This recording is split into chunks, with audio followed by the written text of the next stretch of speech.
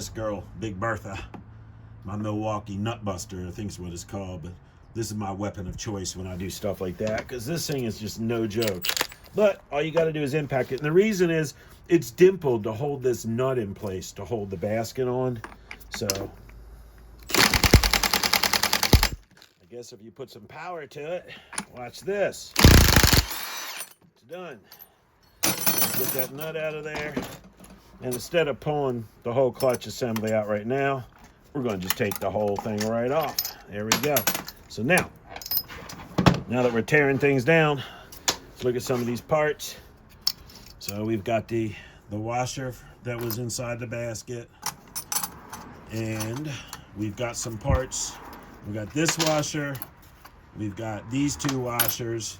There's going to be another washer further inside that I'm not going to mess with now. And we're going to just set these right in our clutch bag. Going to put the pressure plate right back on. And we're going to just set this out of the way for now. All right, guys. So next thing I'm going to do is I'm going to go ahead and just remove the rear jug. To do that is the two nuts. I've already started loosening them up. And what I'll do is I'll pull this off. And I'll just set it on the table. And then once we get the jug off, I'll go ahead and then put these back on that, just so we don't lose it. We got plenty of them here, but still. But this is some of the little things that, you know, is why it takes a little bit of time to tear these things down. It's not like a Harley where, like, if you want to pull the transmission out, it's just one whole lump sum. So, and then pretty much at this point, the only thing that's going to give you resistance is going to be the gasket and then the piston with the rings. But that's okay. You're just going to tap it. Here, it's already loose. So now what you want to do is you do want to be careful. Like, we don't want to just willy-nilly do this and have the piston go slapping around. So what I'll do is I'll start working it up like that. And then what I'll do is I just stick the rag down there in case the piston flops, which it will. There you go. Now, it's off. So, let's go ahead and take a look at it. Because remember, this motor has an issue. Nope, looks good. This is the rear, of course. No issues with the rear. So, we've got our chains. And that's what I was talking about. The next thing we'll do, I'll leave the piston for now, because we're going to rotate the crank once we get the front one off. We'll rotate the crank so we can get to this wrist pin. And this one I can get to it right now, but that one I'll need to rotate it anyway. But this here, we'll take all this off, slide this pin out right here, take off the idler sprocket. And then when we do that, we're literally just a few things down here we want to pull out, and this side will be done. And then we'll go back to the other side, kind of do the same thing. I'm just going to show it to you real quick. So on this side here, I've got to get that guy off, which, sorry, I got to get that guy off, which I have a tool to do it. Let me show you the tool. There you go, right there. And you have to impact it. It's basically like a bearing puller. So I'll do that just so once you get that out, the tensioners for the cam chains is actually behind this.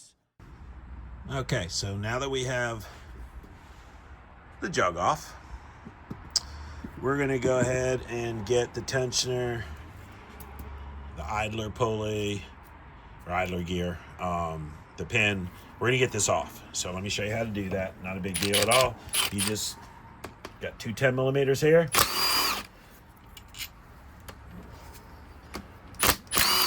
It kind of just falls apart on you. So we'll stick that all in the bag. But you got the 10 millimeter, and then it is I think it's a 5 millimeter. Let's see what we got. It is 6 millimeter. So stick that in these guys, and they're Loctited in. So sometimes you have to. Let me get the big girl out. I'll be right back. Okay, I got the big gun out for this. So.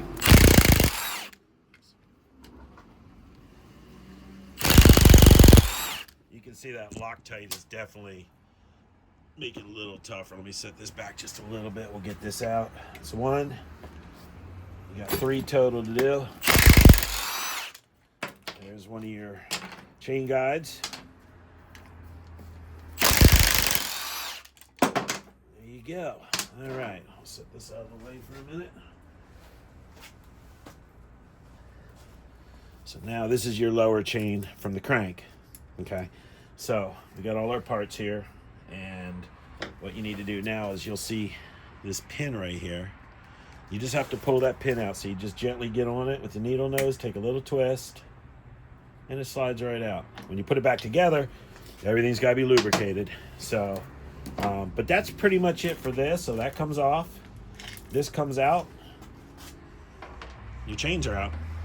So at that point, for this side, like I said earlier, all I got to do now is take this bolt out. This will slide right off the transmission. Then I just pull this off and take that little keyway out, pull this one off, done. We get the piston off. Then we go to the other side. So I'm going to go ahead and just get this off. I don't really need to show you this, but then we'll go over the other side. We'll start working on that. So here's your clutch area, right? This right here is your gear position sensor. So anytime you have like a neutral light that's not working, or you're reading the incorrect gear while you're riding, especially on the newer ones, 2011 to present. But even on the older ones, if you're running like a Heel Tech or one of those gear indicators on there that's not plugged into necessarily the ECU, but even if it is, it's all reading this. And I've replaced a number of these on older bikes because they started acting up, including my wife's, who lost neutral light for quite a while. So that's going to come off in a second. That, this, and this. We're going to get that off, and then we're going to be good to go for the other side.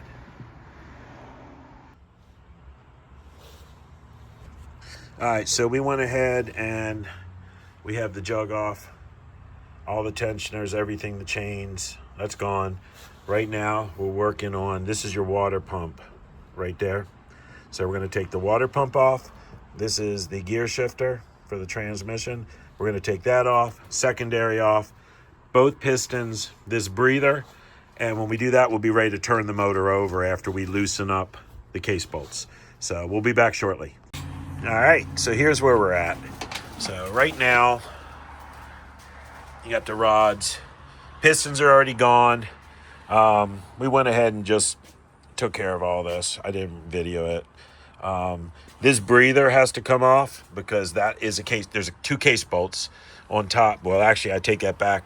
2 here, 3 on the other side. And then there's 1 down below here that you can't get to unless you take that off. So we're going to take that off, and then I'll show it to you. All right, guys. So here's where we're at. And it seems like a long time on video, but honestly, this is about 2 hours worth of work from the motor on the table down at best. And we're only an hour away from having it split. But we pulled the breather off, and you can see right there, that 1 screw, the 1 bolt. That's the reason you got to take it apart like that. You see the 3 over there, the one with the blue on it right here. Those and these 2 can be accessed outside of that breather. That one right there, that's your culprit. So we're going to go ahead and pop those out, flip this motor over, and we'll go ahead and pull the oil pan off. We're probably about, I'm guessing, 30 minutes away at the most from splitting the case on this thing. So stay tuned. So I got the motor turned over, pulled the other case bolts out. One of the things, like I said earlier, this is a messy job, clearly. Fortunately, we have a 3-gallon bin under this table. So literally when we do it, there's very little mess. We just squeegee it right in. So it does make it a little bit easier. So at this point right now, both sides are done. And I'm getting ready to pull off this oil pan. We'll take a look inside in a few minutes. And after that, really, I've already removed the starter. I'm going to take the oil filter housing off because you can't get to the 1 case bolt that's right in there. Little 8mm. There's 2 8mm on the front, 2 8mm on the back. You can see the back ones right here. We've got 1 missing because that's where the ground strap is from the battery on this particular year. So going to pull the motor mounts out, and we're going to split this case in a few minutes. So we'll be back. So I didn't show you how to remove the oil pan because we have a whole video on that.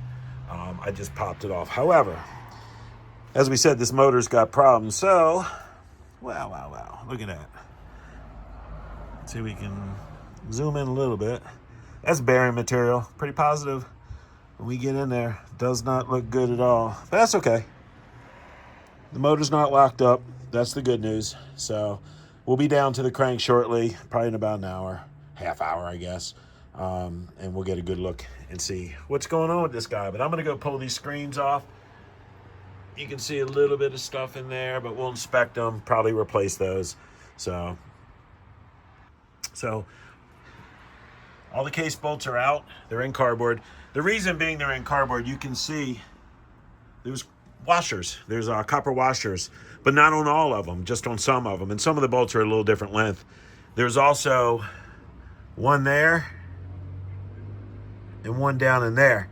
So you have to make sure you get those as well, plus the two we talked about on the end here and the other end, which is why the starter came off. So we're at the point now where the fun starts. After looking at that oil pan, this is going to be kind of interesting. So I'm going to go ahead and get this case open, and we'll take a look and see what we got going on. So I'll be back in a second. All right, transmission, counterbalance shaft where the clutch goes through, the clutch rod, crank. We'll get all that out in a few minutes, and we'll pull the rods off the crank and take a look at those bearings. All right, well, not as good as we hoped. So you can see the journal. That one's not as bad. Not bad. This one, the bearing spun. You got, I don't have my gloves on anymore, but right there. There you go. Which explains all the metal in the oil pan. So at this point, the rods are fine. The motor didn't lock up, but the one rod where the bearing spun, we'll probably replace that. But we got to go deal with getting a crank or finding somebody local, see if they can fix that. I know there's a company that can fix it. We have to send it out, but shipping this thing ain't going to be cheap. So we'll see.